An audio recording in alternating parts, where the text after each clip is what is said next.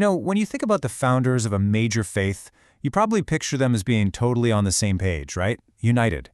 But what if the two most important figures were actually rivals? Well, today, we're digging into exactly that, the apostolic collision between Peter and Paul. And trust me, this is way more than a story of miracles and agreement. It's a story of some serious conflict, a public confrontation, and a clash of ideas that, no joke, would go on to define the future of Christianity. So that really begs the big question here. How on earth did two founders of a faith end up in a public showdown? It honestly sounds like a movie script, doesn't it? You've got these two leaders, this brand new movement, and they have this huge, very public, very heated fight. And we're not talking about some minor disagreement here. This was a full-on battle for the soul of their faith. So how did it get that far? All right, let's get into it. Okay, so to really get a grip on this conflict, we've got to understand the two guys at the heart of it. And we have to start with the original leader, the OG, if you will, the man Jesus himself called the rock that his church would be built on, Peter. Peter was, without a doubt, the ultimate insider. Think about it. He starts out as Simon, a fisherman from Galilee, and he's one of the very first people to drop everything and follow Jesus. He was in the inner circle, he saw everything happen, and he was the one explicitly chosen to be the leader. He's the guy in charge of the whole Jerusalem community, the mother church, really, which saw itself as protecting the original faith. So for pretty much everyone, Peter was the authority, full stop. And then you've got the other guy, our other main character. And if Peter was the insider, well, Paul was the definition of an outsider. He was a complete wild card, and his arrival was about to change literally everything. Look at this contrast. It's just stark.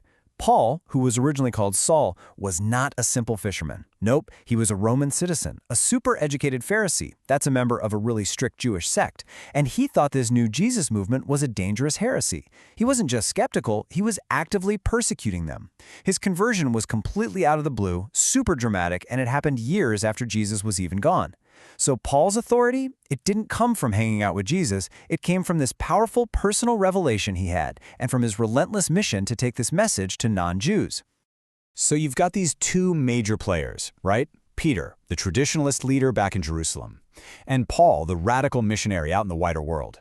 For a little while, they kind of stayed in their own lanes, but then you have this city, Antioch, super vibrant, really multicultural, and it's there that their two worlds are about to collide. And I mean spectacularly. And what set them on this collision course was one single massive issue that became known as the Gentile question. So here's the deal. All the first followers of Jesus were Jewish. They all followed Jewish laws. But then Paul starts having all this success converting non-Jews, the Gentiles. And this huge question pops up. Okay, do these new people have to become Jewish first? Do they need to follow all the laws, like circumcision and the dietary rules, to be considered real followers? And you got to understand, this wasn't just a squabble over rules. This was about the entire identity of the movement. Which brings us right to the showdown. Okay, so here's how it all went down in Antioch. At first, everything seems cool. Peter is actually there, and he's eating with the Gentile converts. He's sharing meals with them, which was a huge deal back then. It was this massive, symbolic act of acceptance, breaking down all these old barriers. But then, a group arrives from the more conservative church back in Jerusalem. And suddenly, Peter feels the pressure from his home turf, and he caves. He actually stops eating with the Gentiles and pulls away. And that's when Paul sees what's happening, and oh boy, he does not hold back. And Paul's own words just say it all. He literally writes, "I opposed him to his face because he stood condemned." Think about that. He didn't pull Peter aside for a quiet chat. No, he called him out publicly in front of everybody. He basically accused the movement's top leader of being a hypocrite, of sacrificing the entire point of the gospel just to save face. Can you just imagine the tension in that room? Wow. So yeah, it was this incredibly dramatic, super personal confrontation. But the importance of this moment, it goes so far beyond just a couple of guys having a fight. The fallout from this one argument in Antioch would literally echo for centuries. It left a lasting legacy that really did shape the world. So why was this one argument such a big deal? Well, for a few huge reasons. First, this public blow-up forced everyone's hand. It made them finally answer that Gentile question. And the answer, which came out of a big meeting in Jerusalem, basically sided with Paul. Gentiles did not have to become Jewish first. Now that decision was a pivot point. It meant the faith was about grace, not just following the law. And that single idea is what turned a small Jewish sect into a potential world religion. It also set this powerful precedent, that no leader, not even Peter, was above being questioned. And even though the two men eventually patched things up, their very different approaches created these two distinct streams within the faith that you can still see traces of today.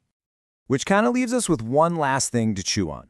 Was this messy human conflict a bug, a flaw in the system, a sign of weakness? Or was it a feature? Is it possible that this very tension, this clash between tradition and new ideas, between the insider and the outsider, was actually the engine that allowed the whole movement to grow, to adapt, and in the end, to change the world? It's a pretty interesting question, isn't it?